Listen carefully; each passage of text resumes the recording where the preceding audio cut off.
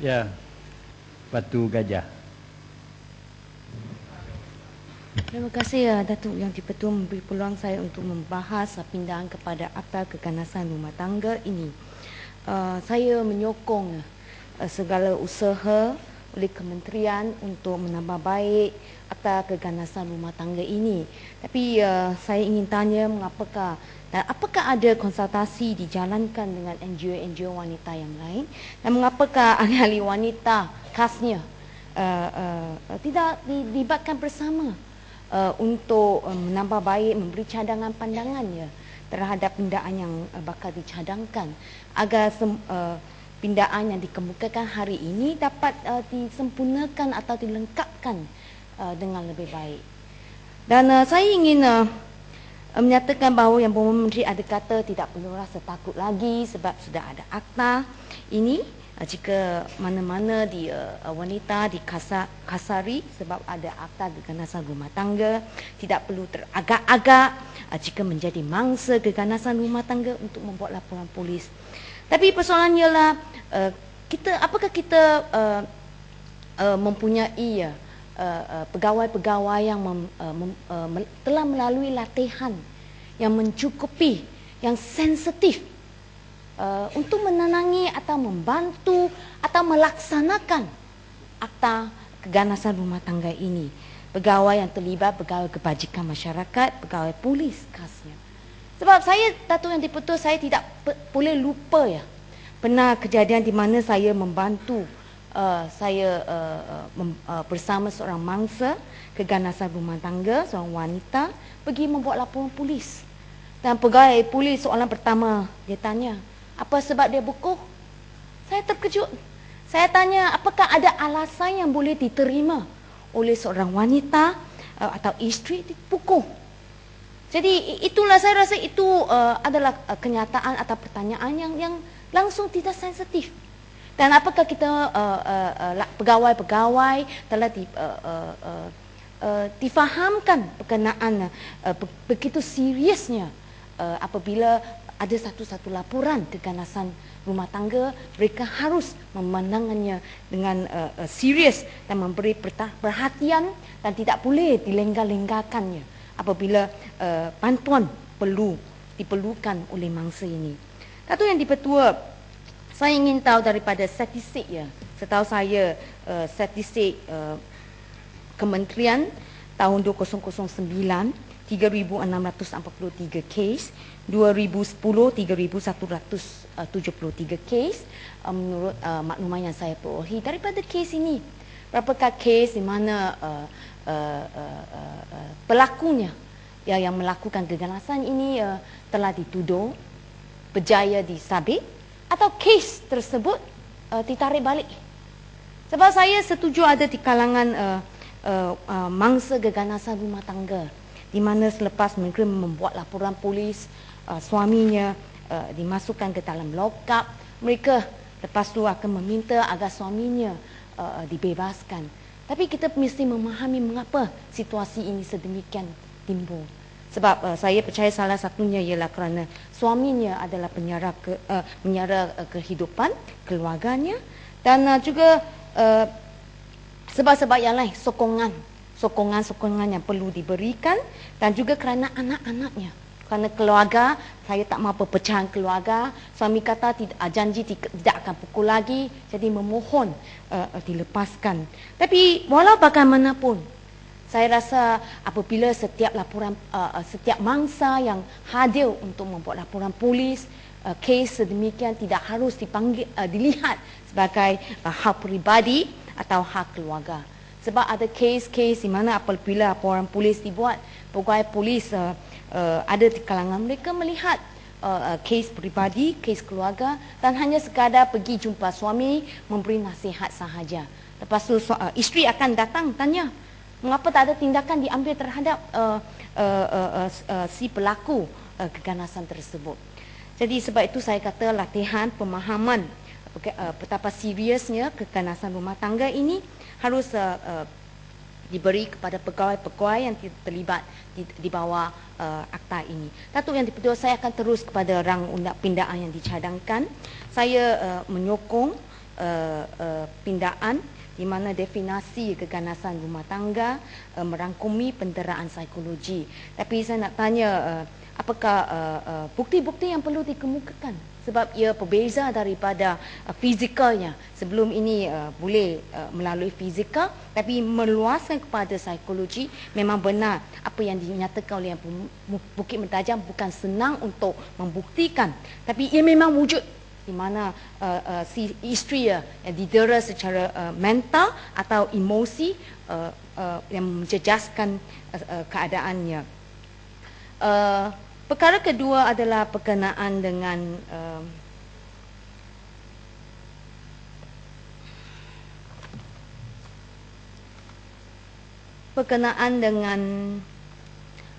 Seksyen 3 ya. Di mana Seksyen 3 juga menyimpan seksyen yang sama, memperuntukkan bahawa akta ini dibaca bersama dengan kanun keseksaan. Saya menyatakan juga ini pandangan NGO. Mengapakah tidak menyatakan satu peruntukan yang jelas, mengadakan satu peruntukan yang jelas dalam akta keganasan rumah tangga, memperuntukkan ia satu jenayah dan memberi hukumannya di dalam akta-akta ini, di dalam akta keganasan rumah tangga ini. Sebab sekarang kena rujuk kepada kanun keseksaannya. Dan apabila kita rujuk ke kanun keseksaan, ia seperti kes-kes biasa. Tidak diberi pertimbangan yang lebih serius. Kalau kita ada satu seksyen yang jelas, ia adalah satu kesalahan, apa adalah termasuk apakah tindakan yang dikatakan sebagai keganasan rumah tangga, selepas itu apakah hukumannya. Saya rasa ini adalah lebih baik jika peruntukan sedemikian disediakan dalam akta ini. Dan perkara berkenaan sebab sekarang ini undang-undang akta ibu ini hanya memperuntukkan hukuman bagi pelanggaran perintah perlindungan saja, di mana boleh didenda tidak lebih 2,000 atau penjara tidak lebih 6 bulan. Itu berkenaan perintah perlindungan sahaja. Dan saya ingin merujuk kepada pindaan kepada Seksyen 4 di mana memperuntukkan perlindungan interim interim protection order. Saya menyambut baik di mana menambah satu seksyen 4 subsection 3 di mana ia juga menjadi satu kesalahan apabila orang yang terhadapnya perintah itu dibuat, ia adalah dilarang untuk ia melarang orang di mana perintah itu dibuat daripada menghasut orang lain untuk melakukan keganasan rumah tangga. Saya rasa ini adalah baik, tetapi persoalan yang timbul adalah di mana subsection 4 pindaan yang dicadangkan menyatakan bahawa interim protection ini akan terhenti berkuasa selepas selesai penyiasatan atau apabila prosiding jenayah. Tapi seringkali di mana apabila laporan polis dibuat, kita seringkali susah tahu perkembangannya siasatan tersebut. Mungkin adalah lebih baik diperjelaskan prosedur-prosedurnya agar mangsa yang telah diberi interim protection order itu mengetahuinya perkembangan kes tersebut dan tahu bahawa pihak polis ada mengambil tindakan perkembangan siasatan tersebut dan tahu setakat mana dia masih atau tidak lagi di bawah perlindungannya. Tapi perkara yang paling penting di mana rang undang-undang ini saya rasa perlu ditambah di bawah interim protection order di bawah seksyen 4 ini, yang akta yang lama ini, dan tidak memperuntukkan bahawa magistrat atau mahkamah boleh memberi perintah-perintah lain seperti yang terkandung dalam seksyen 6 akta ibu, di mana ada banyak perintah perlindungan yang perintah-perintah lain yang boleh disertakan bersama apabila ada satu permohonan perintah perlindungan. Ini tidak dikandungkan, dibenarkan bagi apabila permohonan interim perintah perlindungan tersebut. Yang saya cuba terangkan adalah seksyen 6, kandungan seperti diberi hak penghunian eksklusif, melarang atau menyekat orang itu memasuki tempat kediaman, menghendaki orang yang terhadap perintah itu daripada memasuki kediaman bersama, mengadakan perhubungan bertulis atau apa jua cara yang dicadangkan sekarang.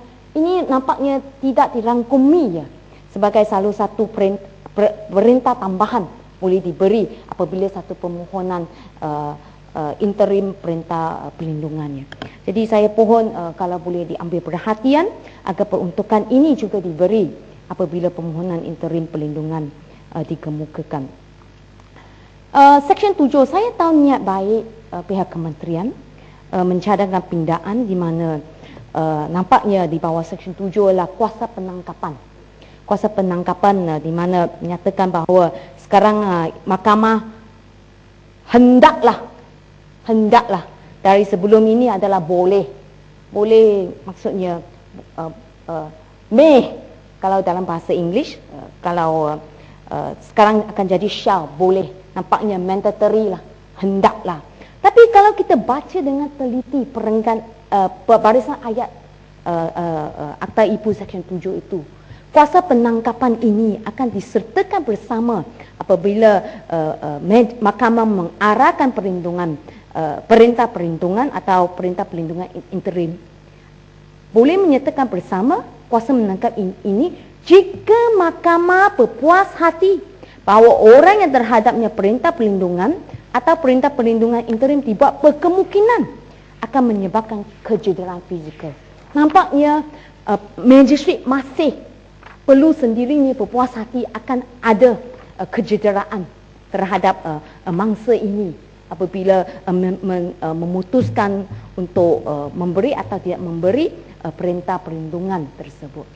Ia bukannya apabila ada permohonan, mahkamah memutuskan memberi perintah perlindungan atau perintah perlindungan interim, ia bersama-sama mandatory, bersama-sama disertakan kuasa untuk menangkap. Ia bukan, kalau saya tidak membaca silapnya.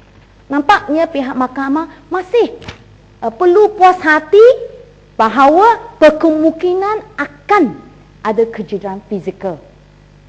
Baru mahkamah hendaklah menyertakan kuasa menangkap. Itu bacaan saya. Mungkin pihak yang berhormat Timbalan Menteri boleh menjelaskan.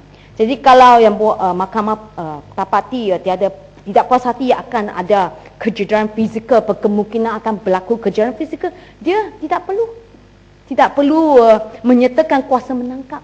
Sebab di bawah seksyen, saya tahu niat baik kementerian, tapi saya rasa ini perlu dipertelitikan lagi.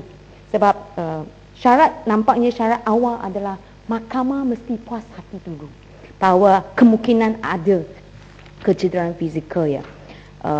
Sebab kalau kita lihat di bawah subsection 2 ya, di bawah seksyen 7 di mana memperuntukkan penangkapan tanpa waran ya. Ini nampaknya jika apabila mahkamah meneliti permohonan perintah perlindungan, kalau dia dapati tak ada kemungkinan kecederaan fizikal, dia tidak memberi satu kuasa menangkap, subsection 7 section 7 subsection 2 tidak boleh memberikan satu warrant, tidak boleh memberikan kuasa kepada polis untuk mengambil tindakan tanpa warrant jika ada satu laporan keganasan berlaku selepas ini. Jadi saya harap pihak kementerian boleh meneliti semula section 7 subsection 1 ini dan subsection 2 ini. Dan perkara seterusnya ia berkenaan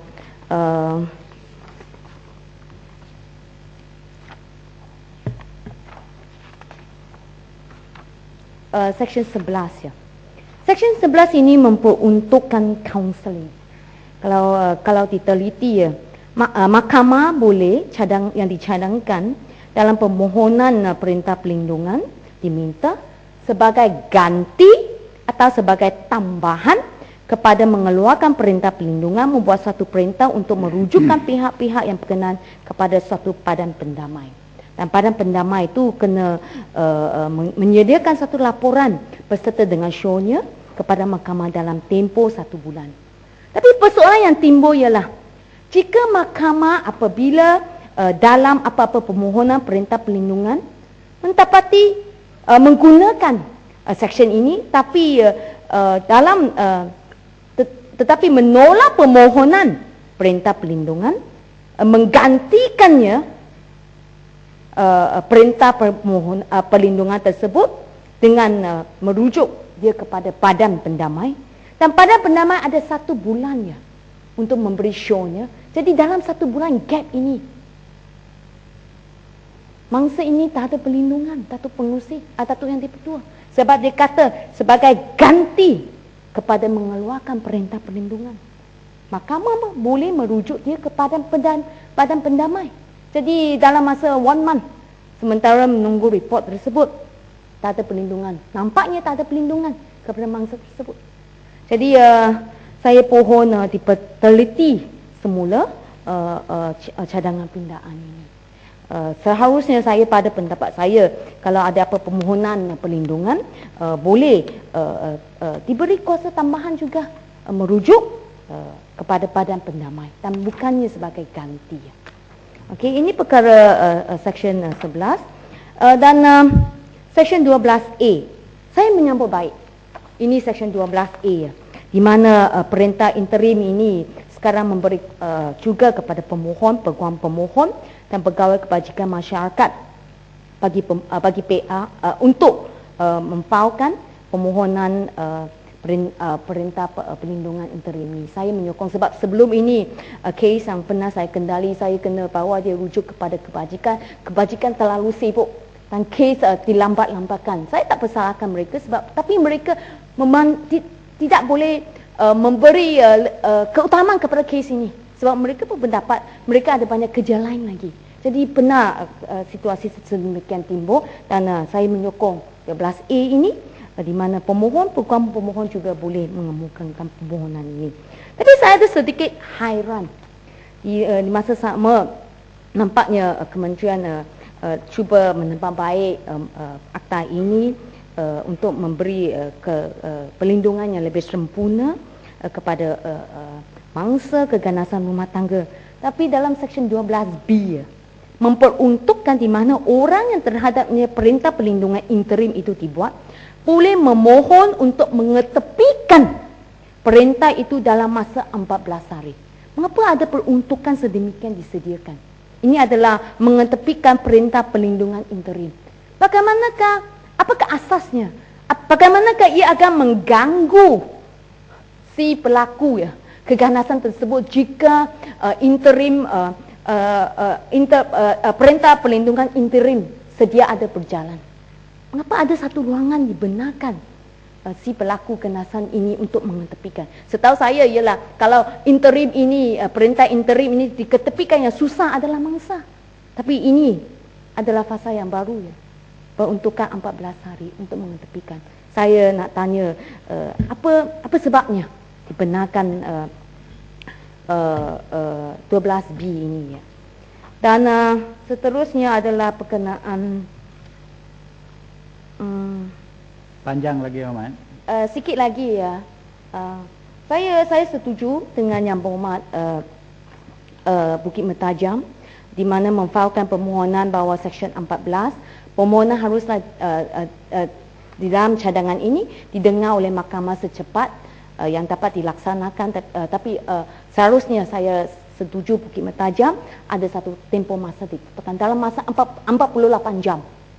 Sebab ini semua adalah keganasan rumah tangga, ada kes yang serius dan penyampaian Seksyen 17 bukti penyampaian perintah perlindungan.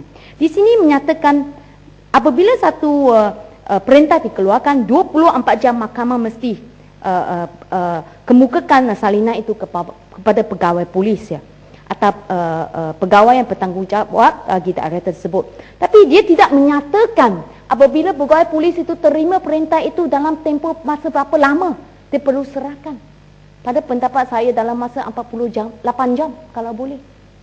Mesti serahkan. Sini hanya menunjukkan dia pegawai polis yang telah serahkan mesti file bukti penyampaian dalam masa 7 hari dari selepas penyampaiannya. Dia tak cakap dia ini senyap, cadangan ini senyap. Tempoh masa dia perlu file tempoh masa dia perlu serahkan perintah ini ya, kepada si pelaku keganasan tersebut. Saya rasa perlu ada satu tempoh. Saya tahu niat baik 17A, penyampaian ganti ya. Tapi ia adalah senyap juga 17A. Dia kata pegawai polis boleh ya merujuk balik kepada mahkamah apabila tidak dapat menyampaikan perintah tersebut kepada pesalah itu selepas 3 kali cubaan. 3 kali cubaan dalam tempoh masa berapa lama? Senyap.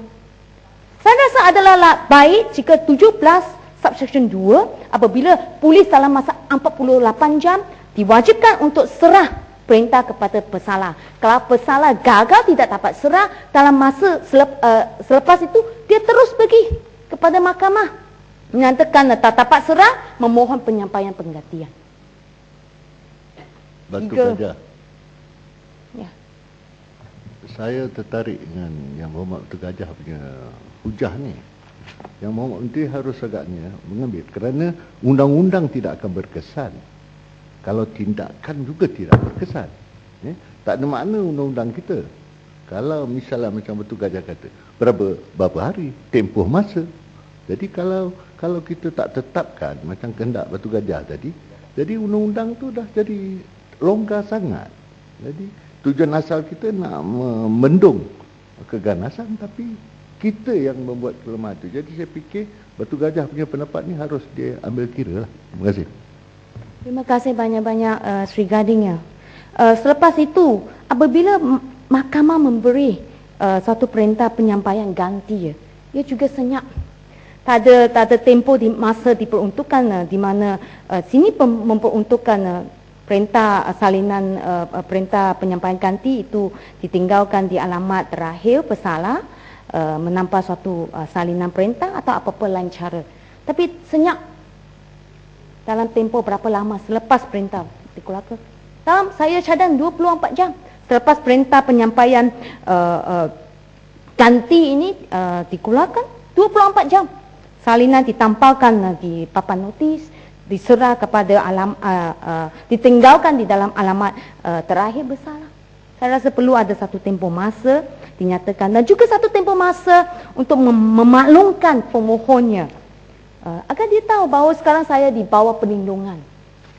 Sekarang saya di bawah perlindungannya. Tapi di sini adalah senyap, hanya menyatakan pemohon haruslah dimaklumkan berkenaan penyampai yang ganti itu oleh mahkamah secepat yang dapat dilaksanakan. Saya rasa perlu ada satu tempoh masa ditetapkan. Dan tadi saya ada tertinggal ya. Saya rasa juga pihak mahkamah juga apabila menggunakan Seksyen 6 di mana memberi perintah perlindungan tersebut juga menerangkan kepada mangsa atau pemohon tersebut bahawa beliau juga ada bahawa mahkamah juga boleh ada kuasa memberi perintah-perintah lain seperti yang ada tambahannya dilarang melarang pesalah memasuki tempat yang lain, okey, tempat kerja atau sekolah. Tanya mahkamah harus tanya pemohon atau mangsa, apakah ini di bawah undang-undang memperuntukkan, apakah anda memerlukan peruntukan tambahan di bawah perintah ini. Maaf ya Yang Berhormat. Sikit ini poin yang interesting Yang Berhormat, kalau dapat sebab ini interesting, sebab tidak masa tu. Minta pendapat sebagai peguam ya. Bolehlah. Maaf ya, lain kali saya kena hormati ya. Sebab saya minta ada pendapat lain yang berhormat sikit ya. Maaf. Saya minta terima kasih pendapat. ya. Itu saja. Maaf ya. Saya terima kasih dulu tapi maaf ya. Terima kasih. Itu saja satu yang diketua. Terima kasih, Tuan Gajah.